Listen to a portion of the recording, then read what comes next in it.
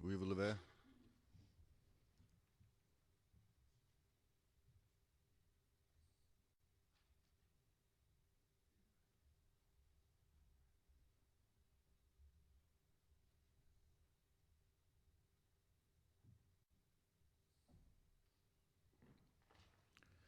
Please be seated. Veuillez vous asseoir.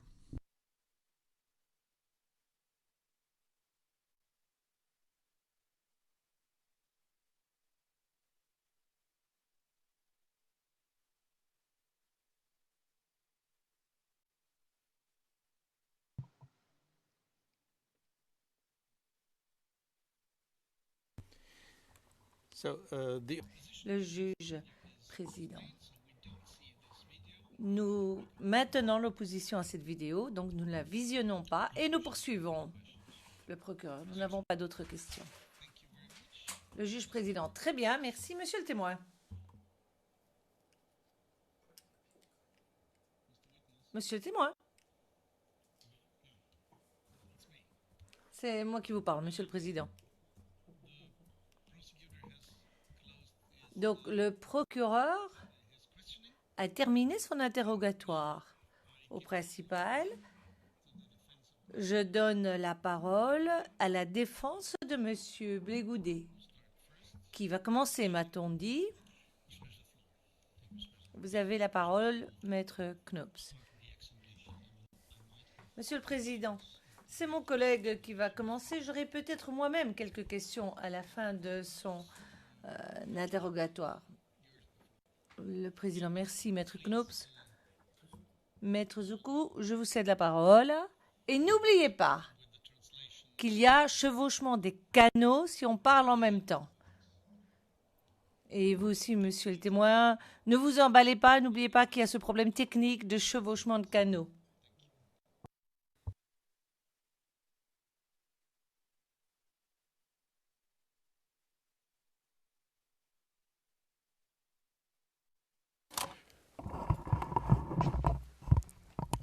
Je vous remercie, Monsieur le Président, Mesdames et Messieurs de la Cour, bonjour, et bonjour, Monsieur le témoin.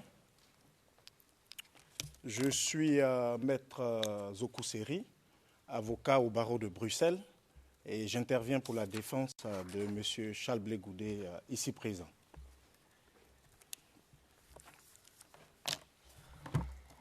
Alors, Monsieur le témoin, mes questions auront pour but de préciser un certain nombre de points et d'affirmations avancées concernant mon client, principalement.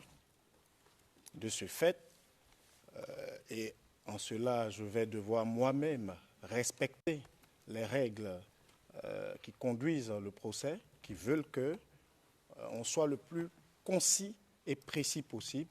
Et donc, je me permettrai d'insister pour que, de votre part, les réponses soient également concises et précises. Est-ce qu'on est d'accord? Oui, maître. Merci beaucoup. Monsieur le témoin, à propos de vos relations avec Monsieur Charles Blégoudet, avant votre rencontre avec Monsieur Charles Blégoudet en ses bureaux, dont vous avez fait cas par devant la Chambre, ici, à Angers, l'aviez-vous déjà rencontré? Non. Merci. Après votre rencontre avec donc M. Charles Blégoudet au siège du COGEP, dont vous avez également parlé, il s'agissait donc de la seconde rencontre, où les choses ne se sont pas passées comme vous l'avez souhaité, avez-vous continué de voir M. Charles Blégoudet et vous a-t-il confié des missions?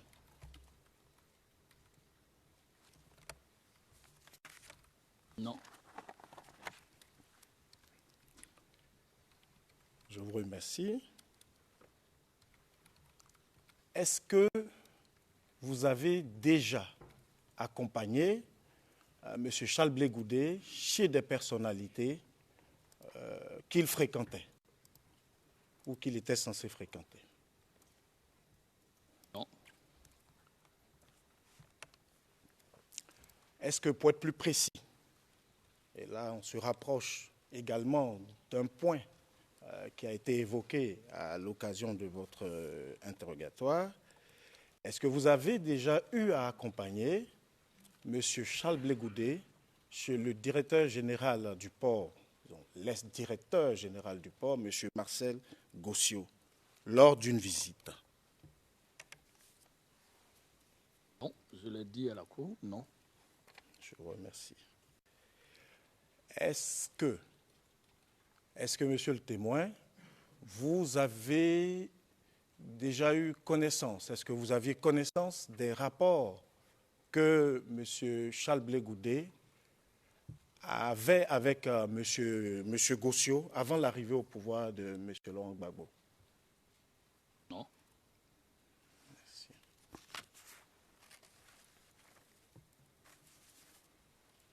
Alors, toujours dans cette quête de précision, monsieur le témoin, je suis emmené également à vous demander, avez-vous déjà accompagné M. Charles Blé Goudé chez le président Laurent Gbagbo? Non.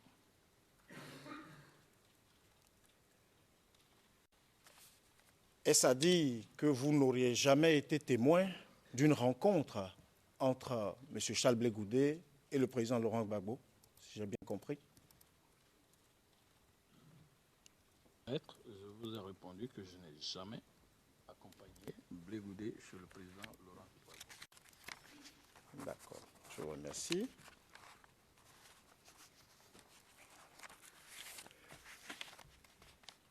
Dans votre audition, et vous avez parlé de votre patron, feu le docteur Franck Guéhi, paix à son âme, avec lequel vous étiez, avez-vous dit, au quotidien.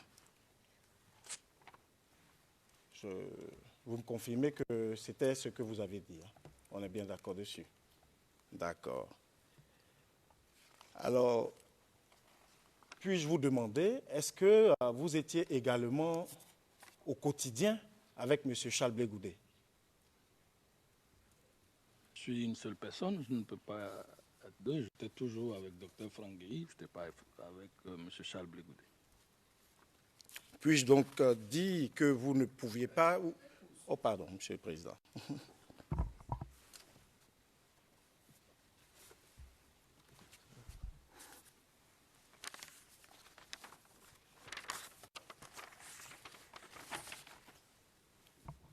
Se laisser peu emporter par son élan.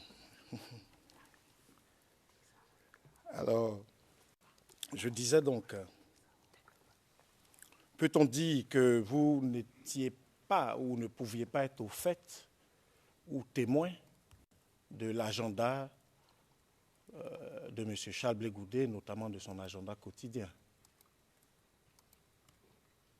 Je n'étais pas au courant de son agenda.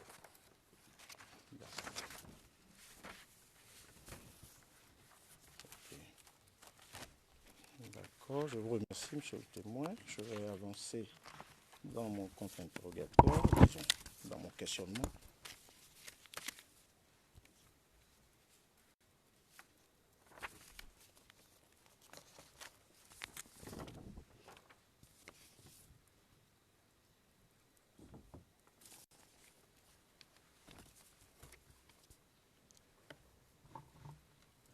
Monsieur le témoin, à la suite donc, des différentes rencontres que vous avez eues avec M. Charles Blé Goudé,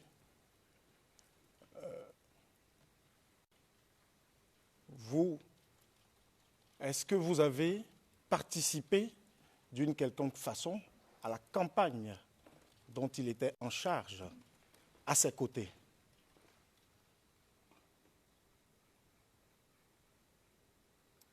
Soyez plus explicite, maître, s'il vous plaît. Ici, vous avez vu M. Charles Blé Goudé 3 fois, si je fais le total. Une fois que vous l'avez vu, par la suite, il y a eu la campagne électorale. avez-vous organisé ou participé à la conception ou à l'organisation de la campagne que M. Charles Blé Goudé menait avec lui, précisément? Non. Non. D'accord. OK. Je vous remercie.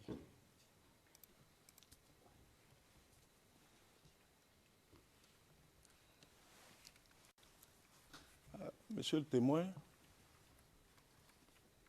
tout à l'heure, donc c'est encore frais dans nos têtes, le bureau du procureur vous a parlé d'une expression, et à propos donc de quelques mots qui n'étaient pas selon vous à votre goût.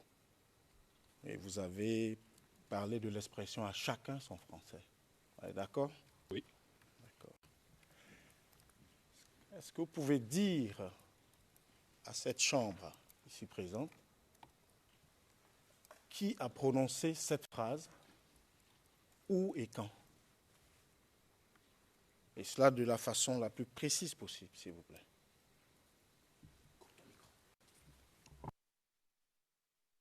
Écoutez, maître, je dis que j'ai vu à la télévision ivoirienne M. Charles Blé Goudé. Il était entouré, je crois, de ses amis, de ses jeunes, du Popier et autres, mais j'ai vu qu'il a dit à chacun son français. Ça fait, bien sûr, ça fait longtemps, je l'ai vu à la télé.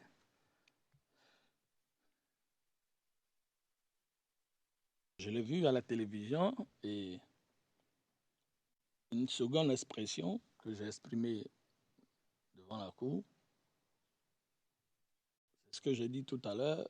Il a dit, lorsque je crois je le répète, il y avait des attaques répétées, je ne sais pas de c'était qui, mais il paraît qu'il y avait des attaques à la télévision. J'ai vu à la télévision ivoirienne, il a dit, si tu vois quelqu'un habillé d'une manière bizarre avec des amulettes, c'est un assaillant.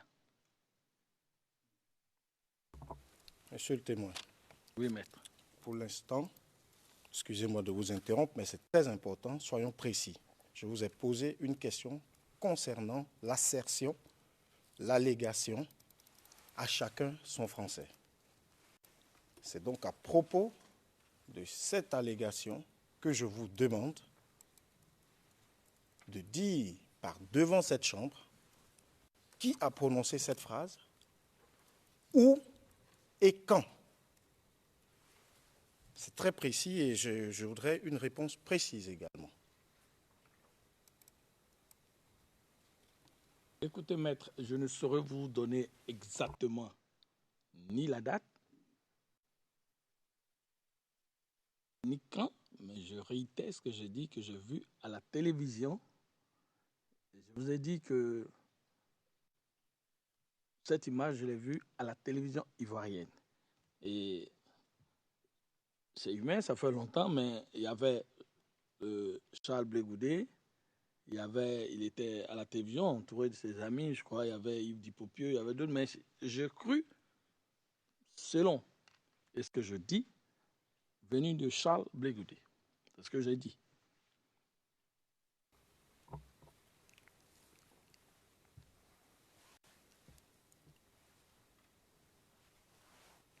Vous venez de dire donc, que vous avez cru. On est d'accord déjà sur cela. Mais je vais continuer.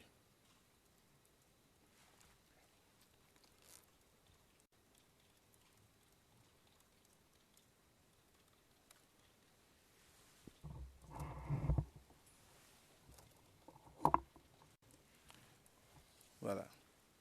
Est-ce que vous vous souvenez avoir fait une déclaration à ce propos au procureur, donc les enquêteurs du bureau du procureur, et je vais, pour vous faciliter les choses, vous la rappeler et vous la lire. Et pour les besoins de l'enregistrement, il s'agit du document CIV OTP 0062 537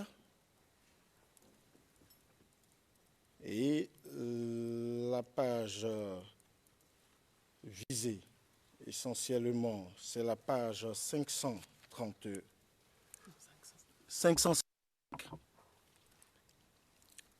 Et nous sommes à la ligne. Je répète la page, vu la petite hésitation.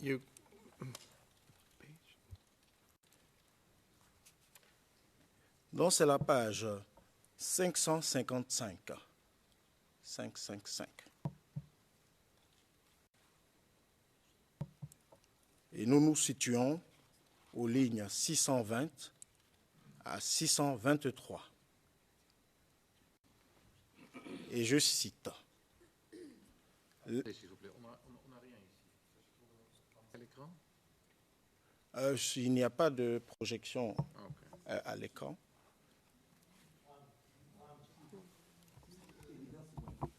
Evidence Channel 1. Sur le canal Évidence 1. OK. Donc, dans cet extrait, l'intervieweur dit ceci. Et certains mots utilisés. Vous avez donné un exemple de « à chacun son français », des mots comme ça. Mais ça a été prononcé quand ce genre de choses? C'était, 3 points de suspension. Et vous répondez à 622, oh, à chacun son français là, je n'étais pas là. Mais ça, j'ai parlé de ça, et c'est quand il y a eu là, 3 points de suspension, ils sont allés à l'Ivoire, là, j'étais encore en France.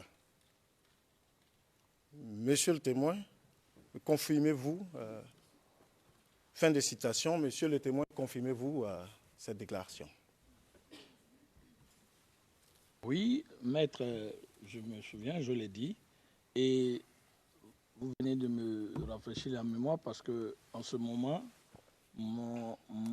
ça a fait que mon épouse a refusé que je vienne en Côte d'Ivoire avec mon fils.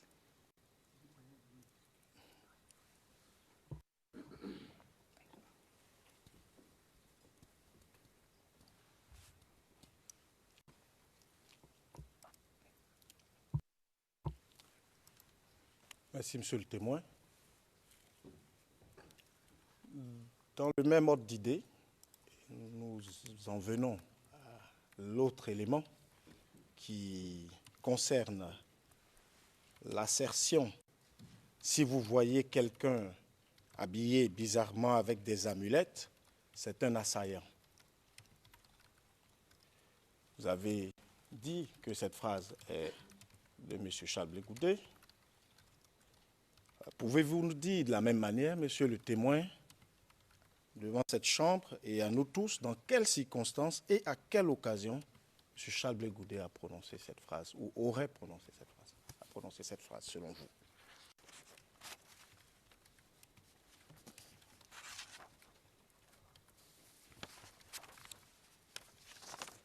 Je vous remercie, maître. Je vous ai dit, j'ai dit aux enquêteurs que c'était une période, je ne me souviens plus, ça fait longtemps, mais il y avait des attaques à Abidjan. Il y avait des attaques, disons, comment dirais-je, inopinées à Abidjan. Des gens se faisaient attaquer nuitamment et en tout cas, il y avait une certaine peur à Abidjan. Et personne n'osait sortir et c'est à la suite de ça, j'ai vu à la télévision. Je ne pourrais vous dire, maître, le moment précis, la date précise, mais je dis, il y avait des attaques, je l'ai dit tout à l'heure au procureur, qu'il y avait des attaques qui sortaient, on ne sait d'où, de qui, et c'est après qu'il y a eu un appel, et j'ai vu M. Charles dit ce que j'ai dit.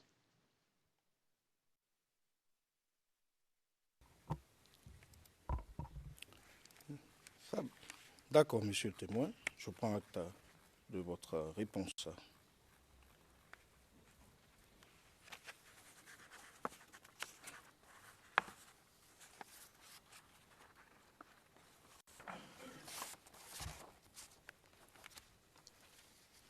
je voudrais revenir à un point dont vous avez plusieurs fois parlé, monsieur le témoin, qui concerne votre agression à Mans, devant l'hôtel Le Veneur. Pouvez-vous nous raconter, et raconter donc à la Cour, comment cette agression est survenue, qu'est-ce qui s'est passé, comment elle s'est déroulée?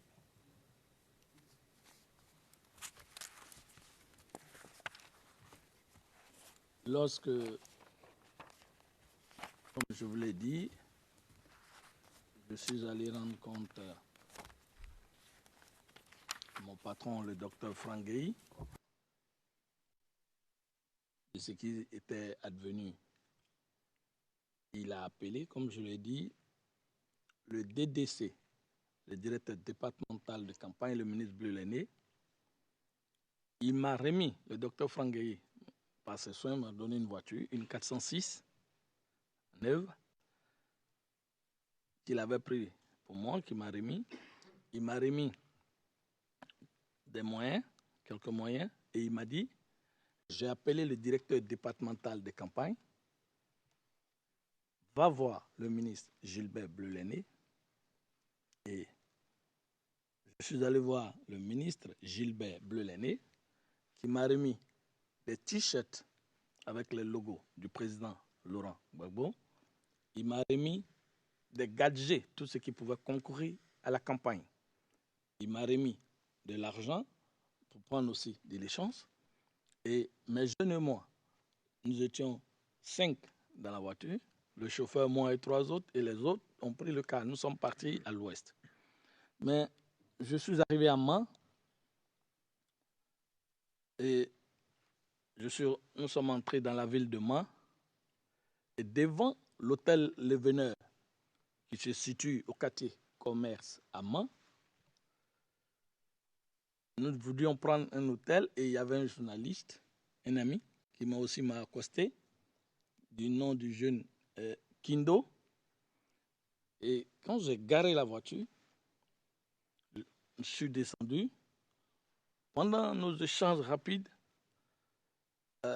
comme un éclair, je crois que ce jour-là, à Mans, il y avait des manifestations de nos adversaires, de l'opposition. Mais en une bribe de seconde, ils m'ont reconnu et ils sont arrivés en masse.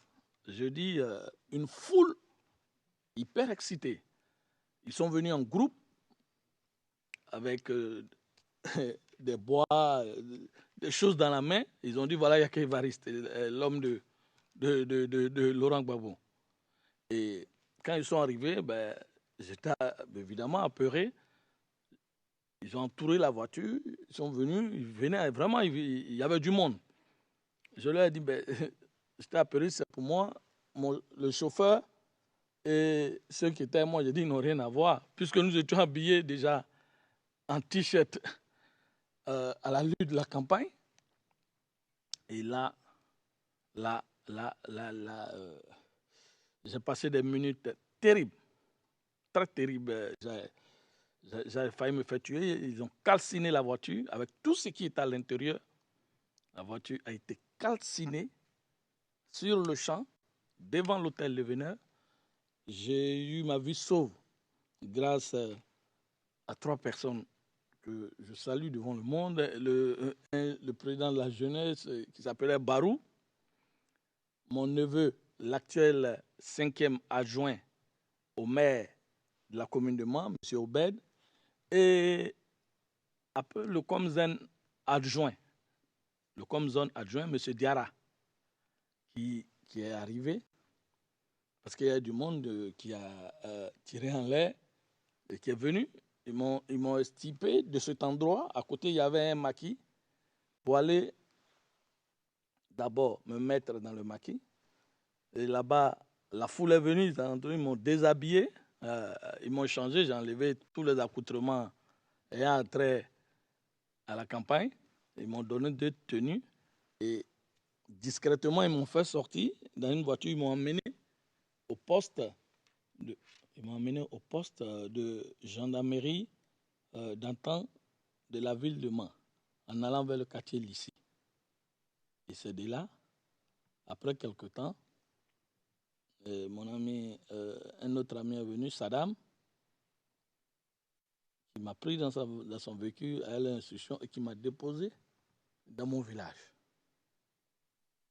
Je me souviens comme hier parce que c'était la veille, le lendemain, il y avait tonnerre à main chez le ministre. Voilà ce qui s'est passé.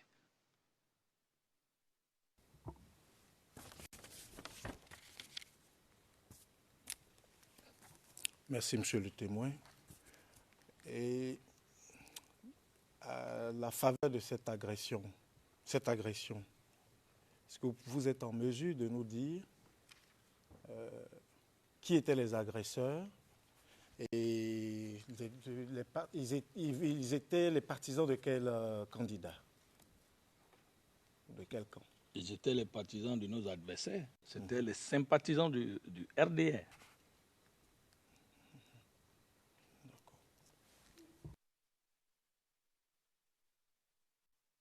Et pourquoi vous en voulaient-ils? Pourquoi s'en sont-ils pris à vous?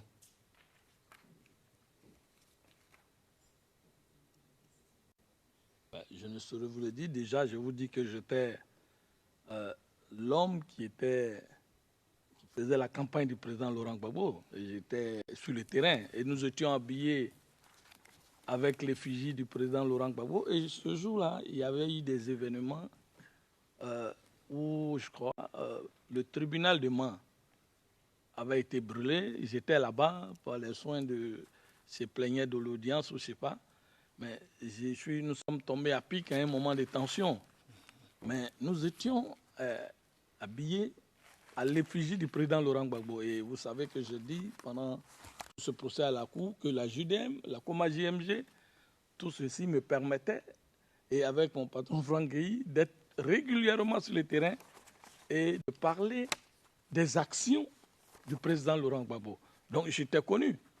Il y va de soi que j'étais M. Gbagbo. Quand on me voyait, c'est lui qui allait convaincre les jeunes, qui organisait les jeunes pour dire qu'il fallait adhérer pour que notre région se développe avec le président Laurent Gbagbo, avec notre candidat Gbagbo.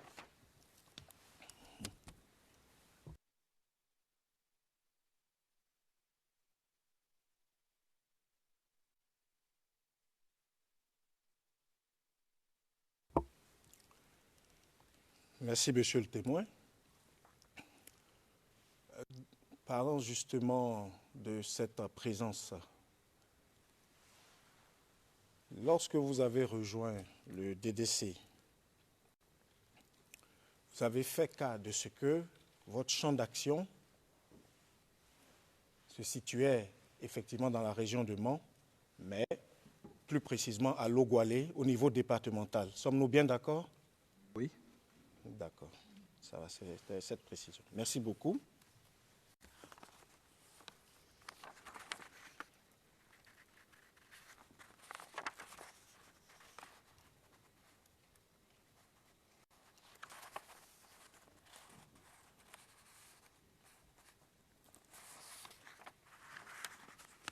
J'ai besoin également, monsieur le témoin, d'un certain nombre de précisions sur votre localisation durant la crise post-électorale. Aurais-je tort si je dis que, au cours de la crise post-électorale, vous étiez... Where have you been? Oui, mais où étiez-vous? C'est bon.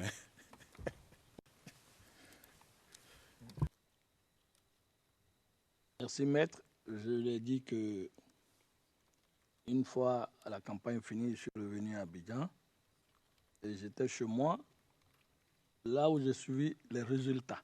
J'étais chez moi, à mon domicile.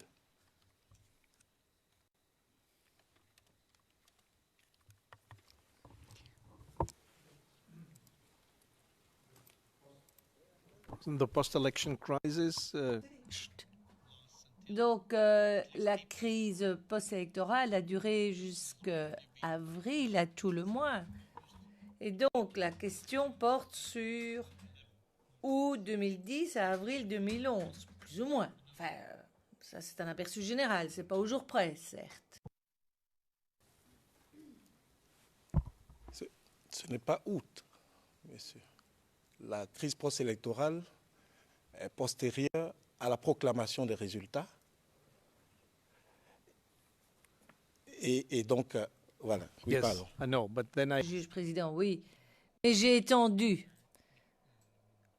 la période depuis le début, le tout début des élections et jusqu'à la fin de la période de la violence, de façon à ce qu'on ait un aperçu général.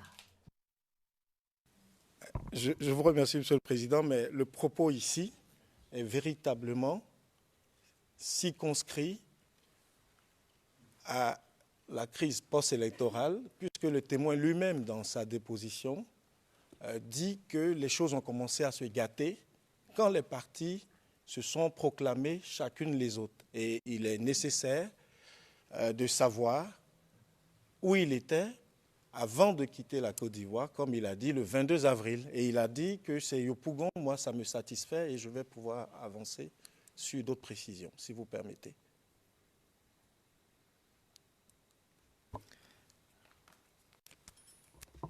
Yes, but this... Juge président, oui. D'accord, mais la Chambre voudrait quand même savoir où il était entre début août et la fin de la crise. Et ici, je pense à avril 2011. Est-ce que pendant toute cette période-là, vous étiez en Côte d'Ivoire, monsieur le témoin? Votre honneur, je vous ai dit que j'ai participé à la campagne à l'Ouest. Et puisque je votais à Yopougon, après la campagne, nous sommes rentrés. Je suis allé faire mon droit de citoyen à Yopougon et je suis retourné chez moi. J'étais à Abidjan, Yopougon.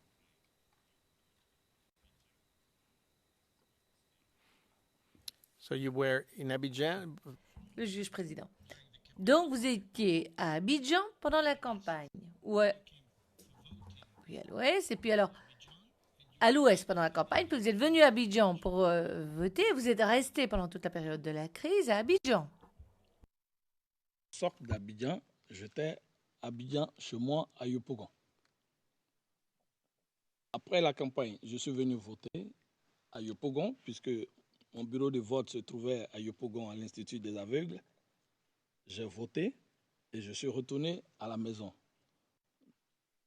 pour attendre les résultats. Et je suis resté là jusqu'à ce que je quitte Abidjan le 22 avril, à la maison.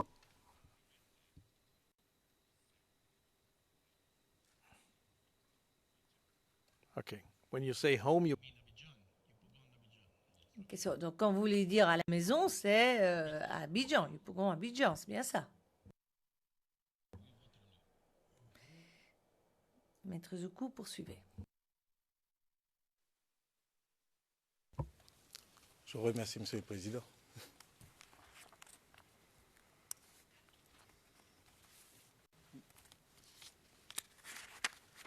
Alors, Monsieur le témoin, vous êtes sorti d'Abidjan le 22 avril pour le Ghana. Oui, maître.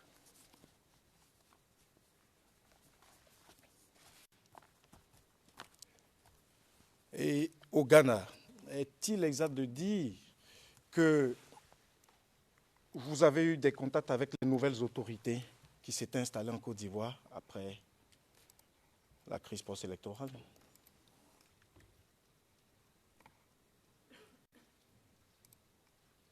Non, maître, il faut situer les choses. Quand nous sommes arrivés au Ghana, je vous ai dit que nous étions en exil.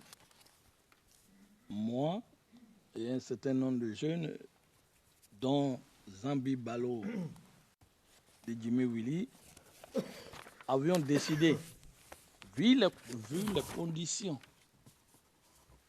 que vivait notre jeunesse, nos concitoyens, de nous organiser pour penser à une solution pour alléger la souffrance de nos compatriotes. C'est ainsi que nous avons créé le Comité national pour la réconciliation et le retour en Côte d'Ivoire, le Comité national des réfugiés. Et il y avait un autre dont j'étais le président, et il y avait un autre truc de réfugiés dirigé par M. Brown. Voilà. OK. Je vous remercie.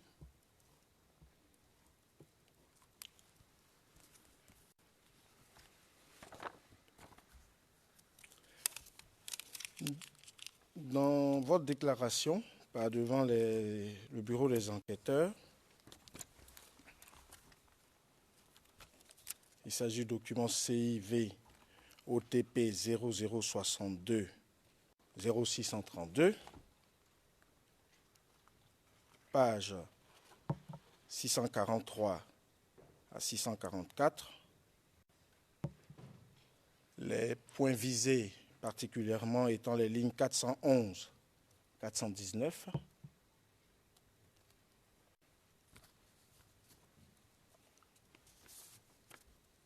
Vous parlez du...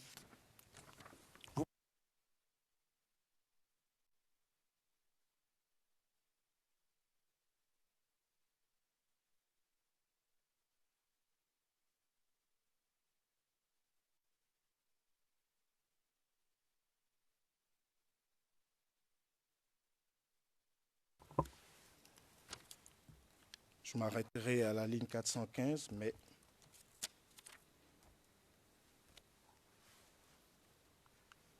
vous parlez en fait de votre prise de contact avec le nouveau régime et vous dites, donc à la page 643, 411, bien, au Ghana,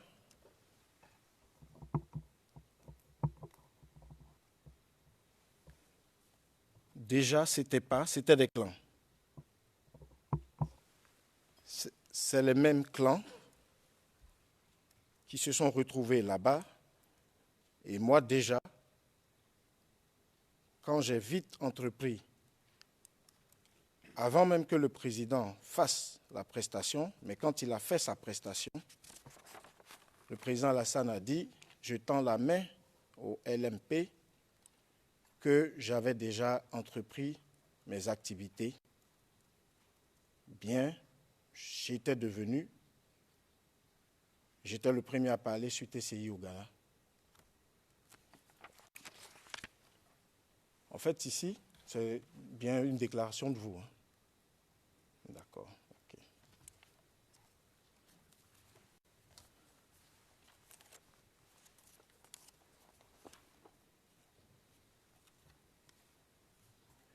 Donc, vous aviez déjà, avant la prestation de serment, été approché par... vous aviez approché déjà les nouvelles autorités. Je voudrais rectifier, maître, s'il vous plaît. Okay. Et je tenais à vous expliquer, à vous situer. J'étais au Ghana, je suis arrivé au Ghana.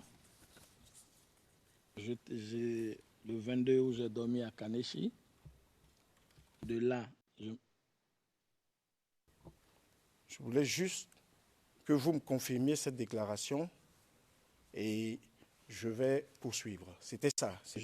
Je ne saisis pas la question, maître. D'accord. Your Honors, excuse me. Monsieur Garcia, Monsieur le Président, écoutez qu'il s'explique. S'il a envie de s'expliquer, qu'il s'explique. Il est bon d'entendre les propos du témoin. Monsieur Garcia, oui, c'est justement ça que je voulais soulever comme point. Je pense que si le témoin veut exprimer son opinion, il a le droit de le faire. Et on ne doit pas l'interrompre. Le président, monsieur le témoin, que voulez-vous dire? You arrived in Ghana on the 20th. Vous êtes arrivé au Ghana le 22. Vous avez dormi. Arrivé au Ghana le 22 avril. J'ai dormi à la gare de Kaneshi. Et le lendemain, je me suis retrouvé dans un hôtel après avoir appelé le militaire qui m'a dit d'aller trouver M. Serge Agnero, le doyen Serge Agnero, dans un hôtel. C'est ce que j'ai fait.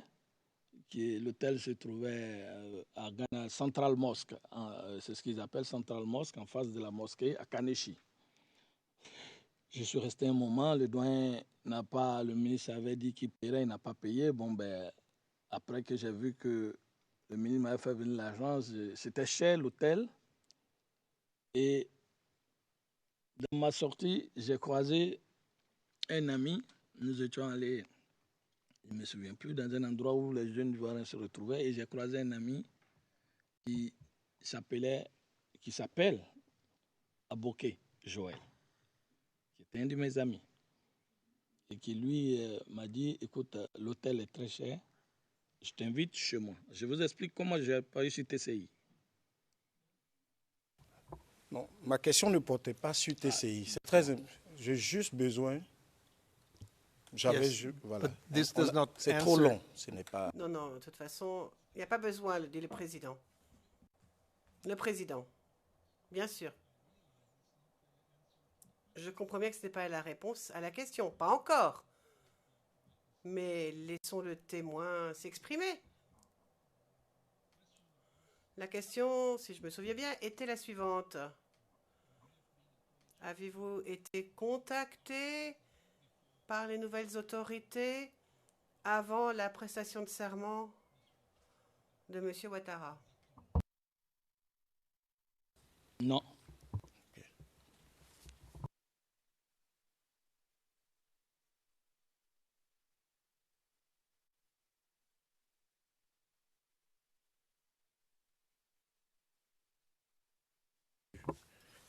C'était de cette précision qu'on avait besoin, voilà, monsieur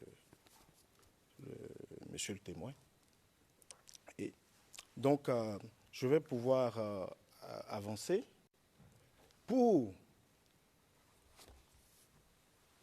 vous demander. Maître Zoku, Oui.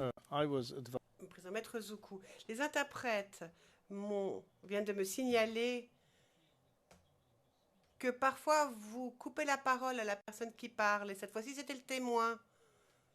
Parce que, en tout cas dans la transcription en anglais, je n'arrive pas à voir où est la réponse à la question que je lui ai posée, à savoir s'il a été contacté par les nouvelles autorités avant la cérémonie de prestation de serment. Parce que vous avez dit, vous avez interrompu, et justement comme vous interrompez sur le canal français, qui est le canal utilisé, on n'entend pas votre réponse. Question du président. Avez-vous été contacté par les nouvelles autorités de Côte d'Ivoire avant la prestation de serment de M. Ouattara? Okay, now we have it on. Président, merci. Maintenant, c'est consigné au compte-rendu. En anglais, ce n'était pas encore au compte-rendu. En français, ça l'était peut-être. Merci beaucoup, Monsieur le Président. Monsieur le témoin, vous me permettez d'approfondir la question donc relative à votre parcours. Dans vos différentes déclarations,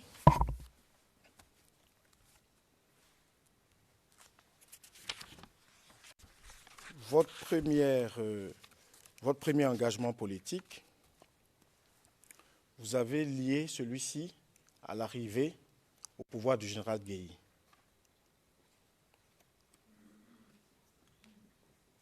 Sommes-nous d'accord? Et je peux préciser. Précisez, s'il vous plaît. Vous avez déclaré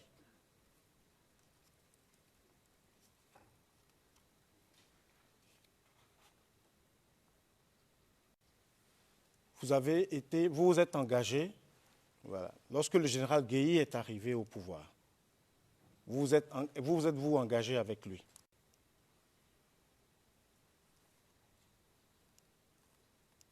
Je vous ai dit que j'étais en France. Et de mémoire, le général Guéhi et mon père étaient des amis, étaient même des frères, je l'ai dit. Et les enfants Guéhi, c'est-à-dire le docteur Franck Guéhi et moi, et les autres enfants, surtout Franck, depuis l'enfance, nous nous connaissions. Et nous étions de la même région. Mon père avait beaucoup d'estime pour le général, c'était vice-versa. Donc, quand le général est venu au pouvoir, en tant que ressortissant de la région des montagnes, en tant que Yacouba, vous ne pouvez pas dire Dan, solidairement, ça m'a fait plaisir de savoir que le président venait de chez moi. Pour moi, qui vivais en France, c'était encore une aubaine de voir ma région se développer plus vite. Puisque le premier agent de développement, c'est le président de la République. Mais j'étais en France. Voilà.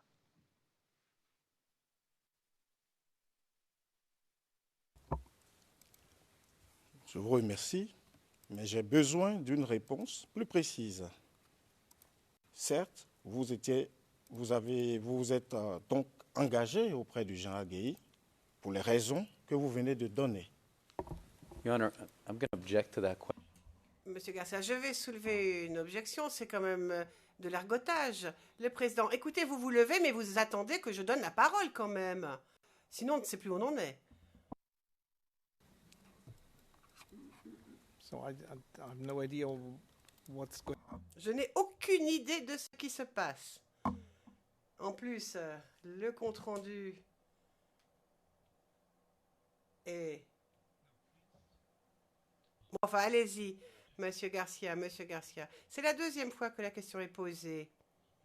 La question, au départ d'ailleurs, n'est pas claire. Ensuite, le témoin a déjà plus ou moins répondu à la question. Et donc, je pense que vraiment, on est en train d'ergoter, rien d'autre. C'est argumentatif. Le président, vous parlez de quelle question? J'ai besoin de... Je relis la transcription.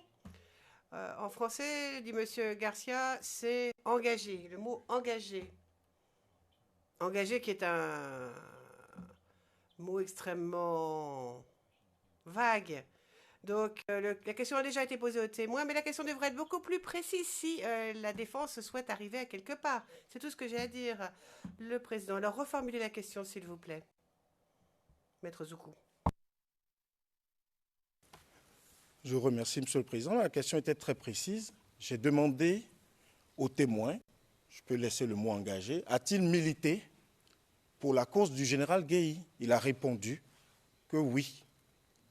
Donc, je vais pouvoir continuer ma ligne de questionnement à ce propos. Yeah, but ask him. Alors, allez-y, posez la question. Parce que celle-là a été déjà posée et il y a été répondu. Donc, Yes. alors, Président, certes. est-ce qu'à l'occasion, No. Please. Le président, écoutez. Laissez-lui terminer sa question quand même. Put the question, please. Posez la question. je vous remercie pour votre délicatesse. Monsieur le témoin, à l'occasion de votre militantisme ou, selon, en tout cas, de votre action auprès du général Guéhi, avez-vous par la même occasion adhéré à un parti du nom de UDPCI?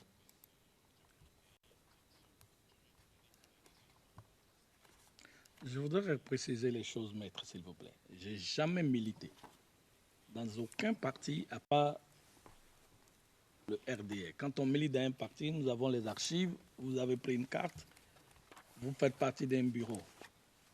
Je reprécise, je vous l'ai dit, je n'étais pas militant de l'UDPCI. Je n'avais pas de carte de militant de l'UDPCI.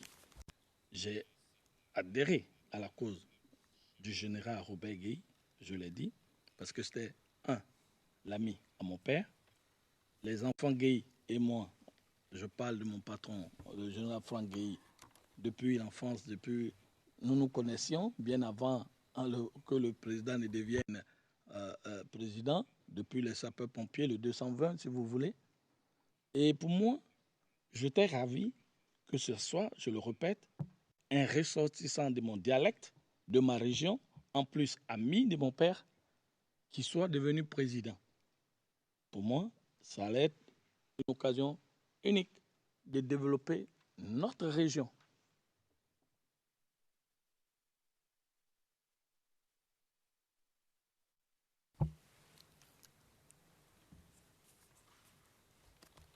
Monsieur le témoin,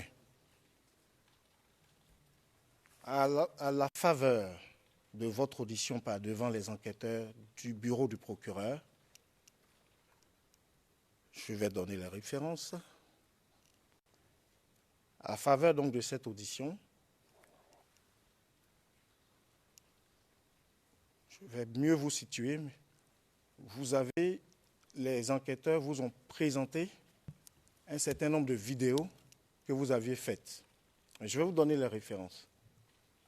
Et ils vous ont lu la transcription de ces vidéos. Et à cette occasion, je donne la référence qui est visée ici, qui est CIV OTP 0062 à 0067. C'est à la page 683.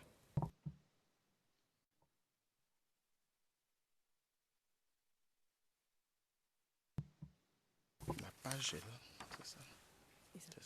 C'est ça, tout à fait. Je disais, il s'agit donc de la page 683. C'est bien ce que je dis. Si vous permettez. Je veux simplement. Mr. Garcia? Yes. Je suis en train de préciser. Je veux simplement, et ça va peut-être m'aider moi, mais est-ce qu'on parle d'une vidéo ou d'un article de journal?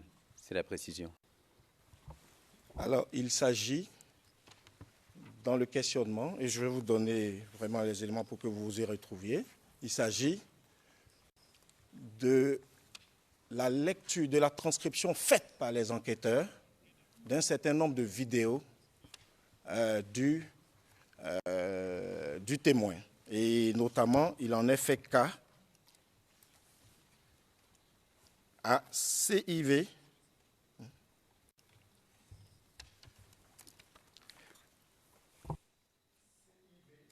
OTP à CIV OTP 0062 0667. Et pour vous aider, M. Garcia, c'est toute une série de transcriptions qui partent de la page 680 à la page 682. Merci. Et simplement pour que ça soit bien noté. Mr. Garcia? Non, il y a... Monsieur Garcia, écoutez, si j'avais bien compris, il me semblait que ces pages, c'était des informations rassemblant des articles de journaux. Donc je ne crois pas que ce soit une divulgation de transcription en tant que telle, en tout cas. La même chose, et donc votre intervention n'est pas du tout dans le cadre de ce dont je veux parler, mais je précise le point qui m'intéresse, il est très simple, et je vais citer le témoin. Donc, et la citation que je vais faire se trouve à la page 683, notamment de la ligne 569 à la ligne 583. Dans cette partie de l'intervention, donc de l'intervieweur, qui soumet au témoin ce qu'il a déclaré dans des documents qui se sont procurés, voici ce que le témoin déclare à la ligne 579. J'étais à l'UDPCI quand Gbagbo m'a appelé. Monsieur le témoin, voici votre déclaration qui vous avait été rapporté et effectivement, voilà ce qui vous avait été rapporté. Donc, monsieur le témoin, avez-vous été, oui ou non, membre de l'UDPS? L'UDPCI, vous voulez dire. Et l'UDPCI, pardon. Je vous remercie, maître.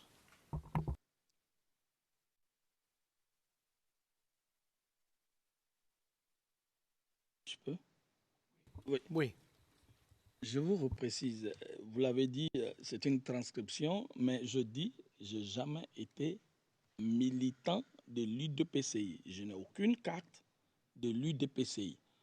J'ai voulu dire, peut-être que l'erreur est humaine, mais j'ai voulu dire que je supportais, je le dis, le général Robert Gueye, et je réitère, qui était au-delà de la fonction politique, l'ami, le frère, comme on le dit chez nous, à mon père.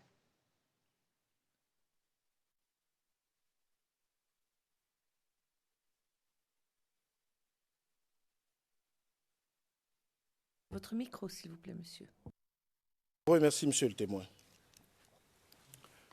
Après cet épisode, monsieur le témoin, vous avez rejoint le camp Gbagbo. À quel moment?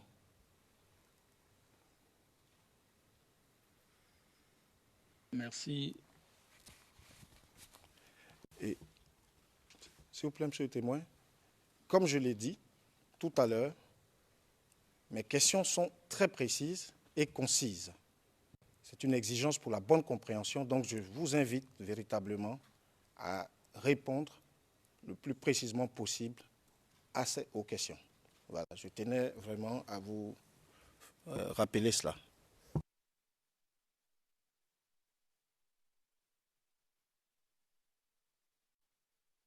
Je vous l'ai dit, j'ai dit j'ai rejoint le camp Gbagbo lorsque le ministre d'État, Moïse Lida Kwasi, que j'avais rencontré à Paris, à qui j'avais dit ma vérité, et je me souviens, un camp olympien m'avait dit non, il nous avait invités à Abidjan, et M. Moïse Lida Kwasi, après nous avoir reçus avec les hommes d'affaires, m'a parlé du programme, m'a amené à suivre le programme du président Laurent Gbagbo parce que, selon ses dits, Laurent Gbagbo avait envoyé le multipartisme. Laurent Gbagbo avait un programme alléchant pour la Côte d'Ivoire. Et moi, comme je l'ai dit, démocrate que je suis, le fait que le président soit celui-là qui a permis qu'on ait déjà plusieurs partis, et il avait un programme dont le ministre Lida m'avait dit, comme je l'ai dit souvent, il dit « donnez-moi le pouvoir, je vais vous redonner », un peu tout ça, m'a amené à suivre le camp Gbagbo.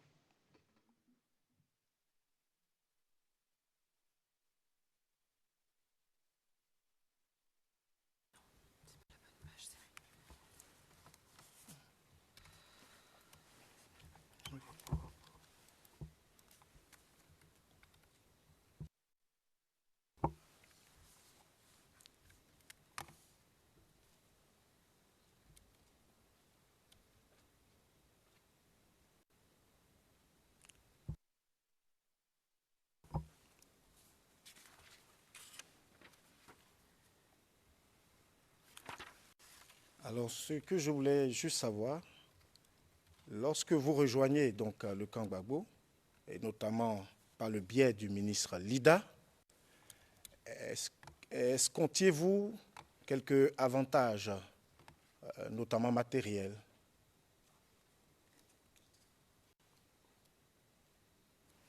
Je ne vous suis pas, maître, s'il vous plaît. Soyez plus simple, je vous en prie.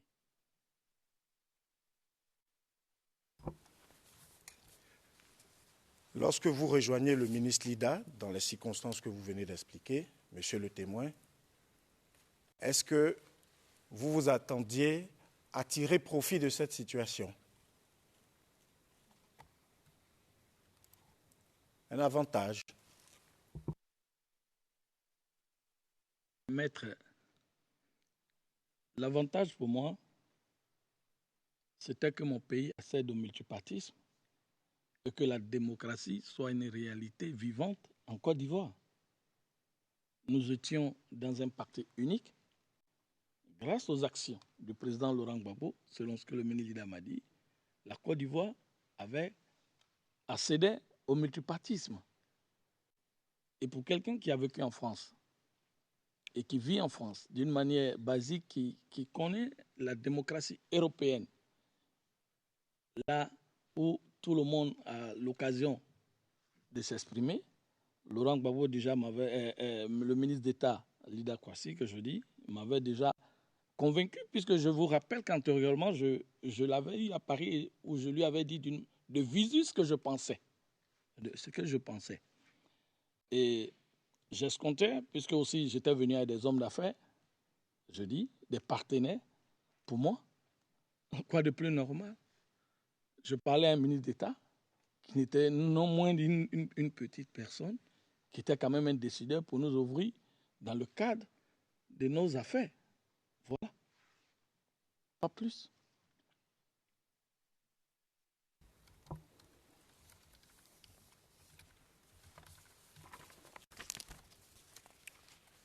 Monsieur le témoin, confirmez-vous cette déclaration faite ici même hier, par devant donc, la Chambre, à l'occasion de votre interrogatoire, évidemment par le bureau du procureur, et laquelle se trouve à la page 14 du transcript d'hier, notamment les lignes 113 à 116, et les lignes 13 à 16, pardon.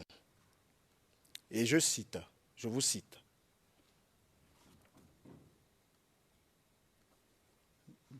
D'abord, pour recevoir nos amis qui étaient très intéressés par la Côte d'Ivoire, écoutez, moi, ça me faisait plaisir parce que s'ils arrivaient à travailler en Côte d'Ivoire, il va de soi que j'aurais des dividendes. Vous confirmez cette déclaration? Oui, c'est ce que je viens de vous expliquer, maître.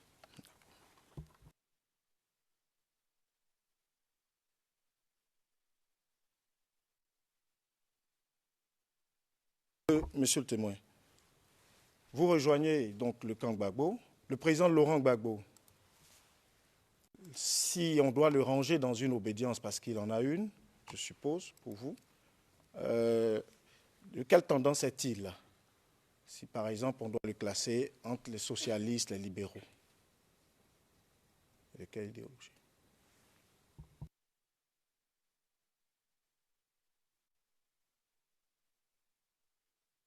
Je m'excuse, maître, soyez un peu plus explicite. Je ne saisis pas la quintessence de votre question, s'il vous plaît.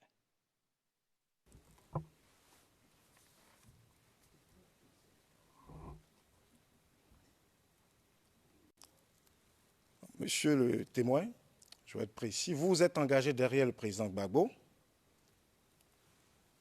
Le président Gbagbo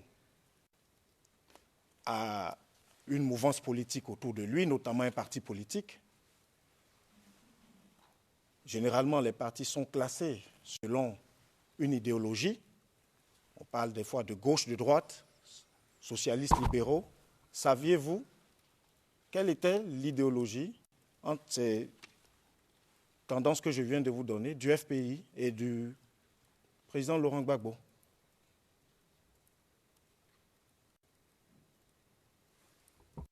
Le président Gbagbo, si mes souvenirs sont bons, le président, ce que je sais, ce que je veux préciser d'abord, le président Laurent Gbagbo est un démocrate pour moi. Ça, c'est la première des choses qui m'a convaincu, je le répète. Et son parti politique était plutôt, je crois, de gauche, de gauche. Si mes souvenirs sont bons, de gauche.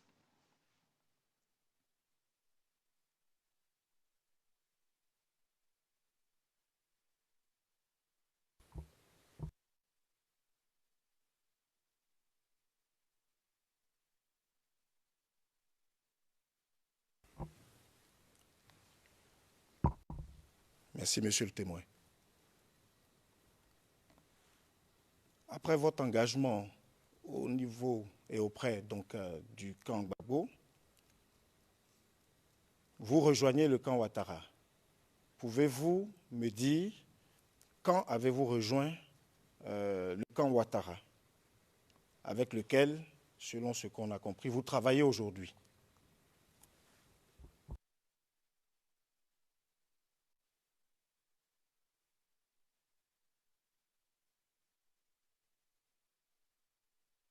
Je vous remercie, maître.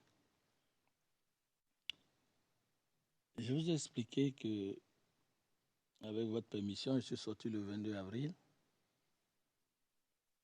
Et au Ghana, j'ai croisé un ami qui, lui, était du PDCI. Je me suis fait aider par un ami qui avait... Cet ami qui m'a logé au Ghana, à Tema, était du PDCI. Et lorsque le président Alassane Ouattara, dans son discours de serment à Yamoussoukro, a lancé un appel à tous ses frères de la LMP, point sur lequel j'attendais, puisque là-bas on suivait. Je me suis dit, et j'ai dit à mes jeunes, j'ai dit, voilà quelqu'un qui ressemble à Félix Houphouët-Boigny. Et ainsi de suite, c'est arrivé jusqu'à ce que nous rentrions à Abidjan, moi et mon ami, l'ex-maire de Yopougon, Bamana Djidan, et 3 cas de réfugiés. Nous avions par la suite entrepris des tournées de réconciliation. Et mettre à la suite de cela, je me suis retrouvé avec les jeunes leaders de la LMP. La presse, il y a des journaux de la LMP, dont Zadi Diédié, d'autres gens. Nous sommes allés voir le ministre Amadou Soumaoro, secrétaire général du Rassemblement des Républicains, qui n'a pas hésité un instant, nous a reçus. Nous avons eu des échanges.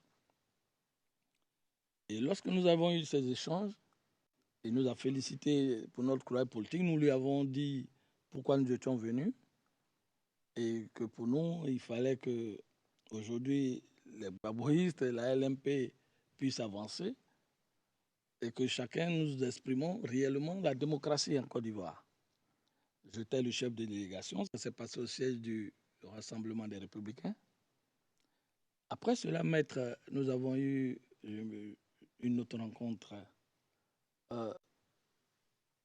avec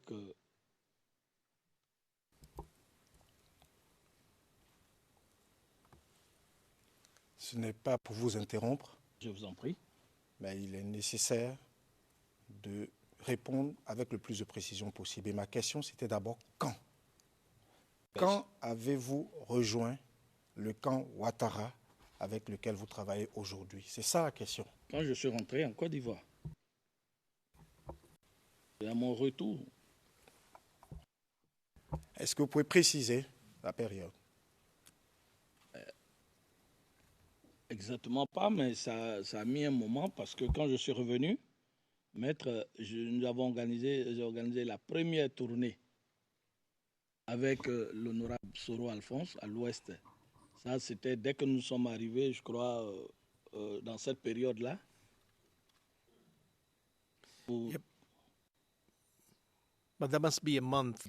Le juge président, vous devez pouvoir donner un mois, à tout le moins, un mois que vous pourriez nous indiquer.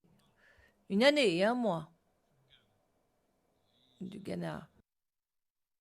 Je crois que c'est dans l'année... nous sommes rentrés vers 2012 et c'est jusqu'à vers la fin de l'année là-bas. So that means you. Le juge président. Donc vous êtes resté presque 2 ans au Ghana, en tous les cas 1 an et demi? 1 an. 1.5 Un an et demi. Un an et quelques. Pas un an et demi, pas 2 ans, non.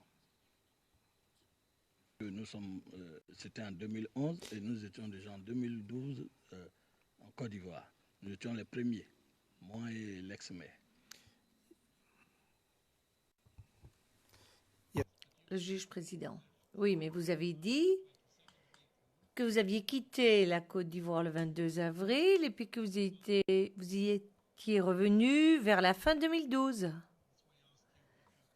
Alors, c'est pour cela que je vous demandais si vous pouviez nous dire quel mois de 2012, plus ou moins.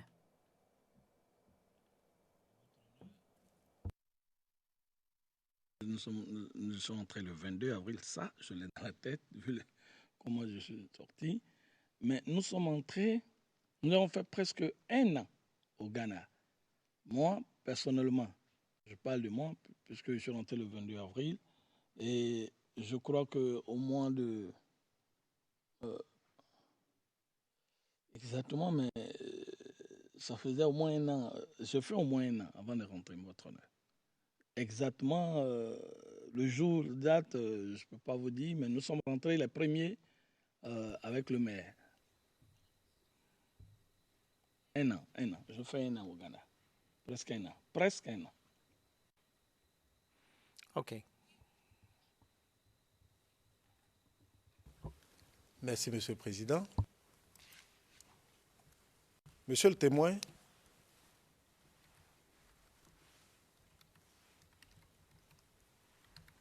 est-ce que vous avez créé un mouvement qui s'appelle Horizon 2020?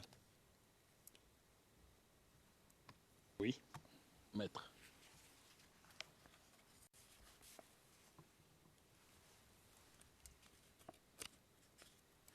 Pouvez-vous me synthétiser, comme vous l'avez fait au bureau du procureur, juste la mission de ce mouvement? Merci, maître. Horizon 2020, comme l'indique son nom, était un mouvement d'abord de réconciliation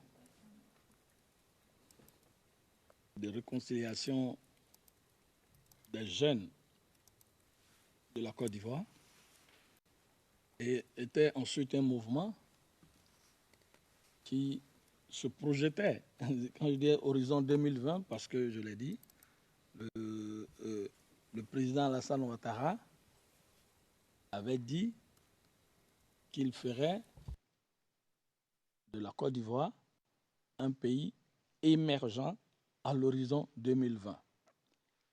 Et vu les actions que nous avions vues faites par le président, donc, pour nous, il fallait expliquer,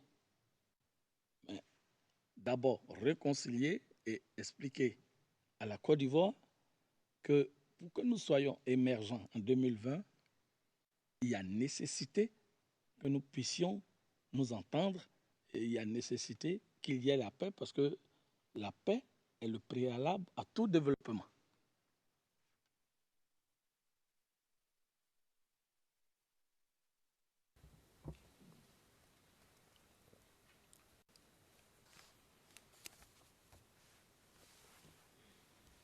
Peut-on dire avec vous, et quand je dis cela, c'est parce que je vais vous citer, et je vais vous citer à CIV OTP 0062 0537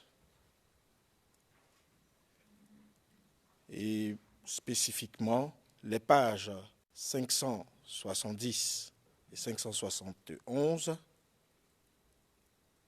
ligne 1201, 1206, lorsque vous définissez votre mouvement. Maître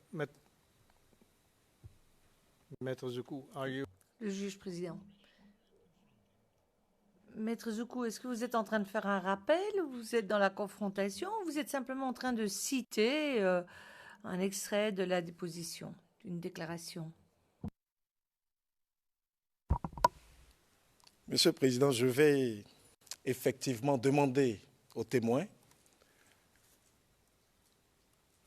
et donc je m'adresse à vous, monsieur le témoin, le mouvement Horizon 2020, peut-on dire que c'est un mouvement qui fait la propagande des actions de développement du président Alassane Ouattara?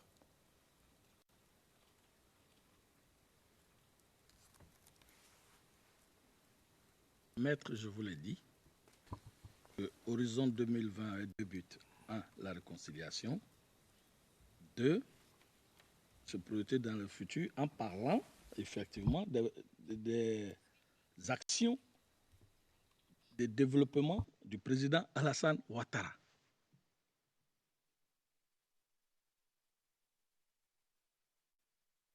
It was established once you were. Ça a été établi une fois que vous étiez de retour en Côte d'Ivoire, une fois que vous êtes retourné, n'est-ce pas, en 2012.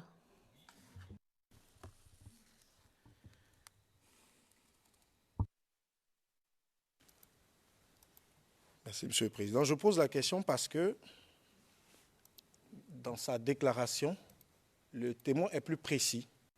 Et c'est cette déclaration que je m'apprêtais à lire sous la référence donc, que j'ai donnée tout à l'heure, et dans laquelle donc, le témoin dit « Mais je fais mes missions, j'ai créé mon Which mouvement. » line? Which line? Ah oui, Quelle ligne? 1201 à 1206.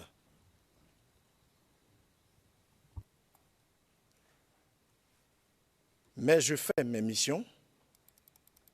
J'ai créé mon mouvement qui s'appelle Horizon 2020, qui est un mouvement qui fait la propagande des actions de développement du président Ouattara et qui est mon mouvement de cohésion et de paix. Confirmez-vous cette déclaration?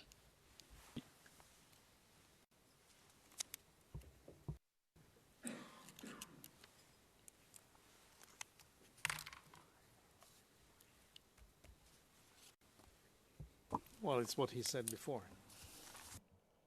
Le juge président, c'est ce qu'il a dit précédemment, sans utiliser le terme propagande, mais enfin c'est fort semblable. Je crois que nous nous comprenons, Monsieur le Président.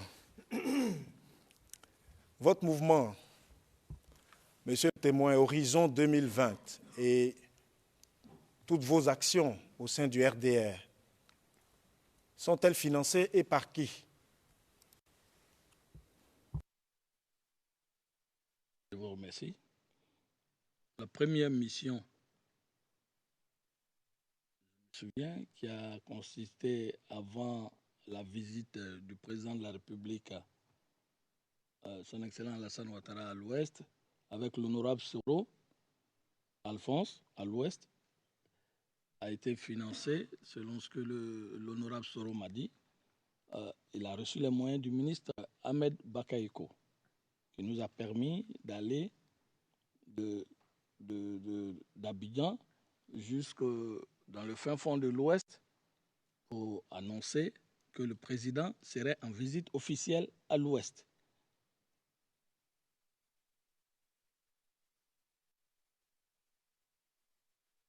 Je l'ai dit.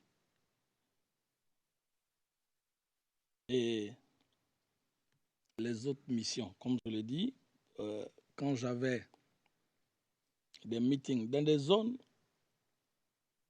où nous avions une forte jeunesse LMP et où nous devions nous rendre pour les sensibiliser à la paix et à la cohésion, à la nécessité d'aller à la paix et à la cohésion, j'allais m'adresser officiellement au ministre, au secrétaire général.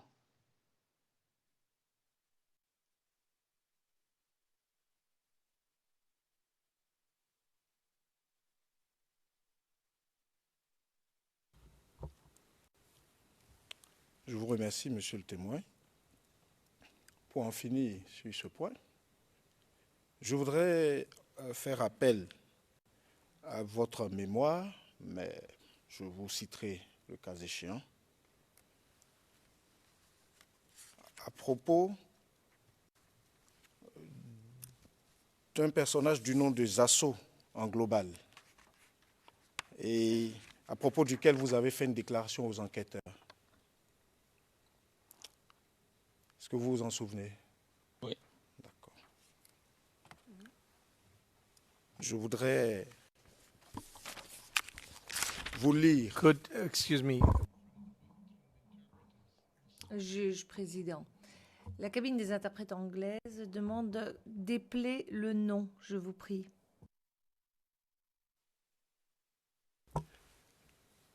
Le nom, c'est Zasso, Z-A, 2-S-O, dit en global. Donc en global, c'est E-N-G-L-O-B-A-L, comme global.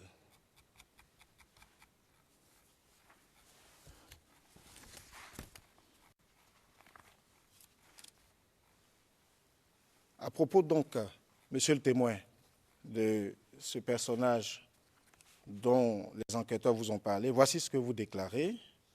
Il s'agit de la référence CIV OTP 0062 0632.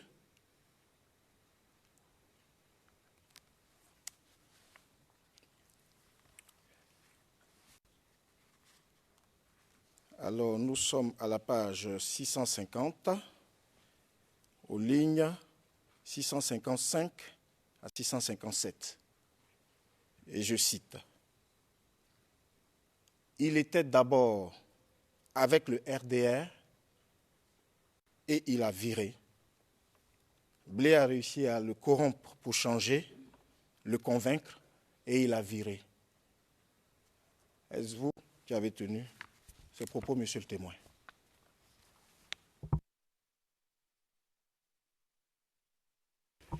Je vous remercie, monsieur le témoin. Je vous pose une dernière question. Monsieur Laurent Gbagbo est-il toujours votre champion? Êtes-vous toujours gbagboïste?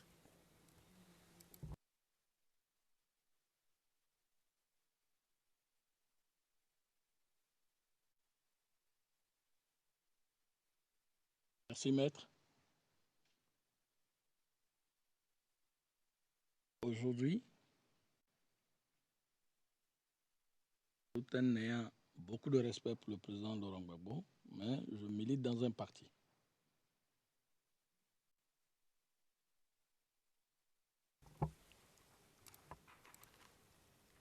Je vous remercie, monsieur Yaké, pour vos réponses.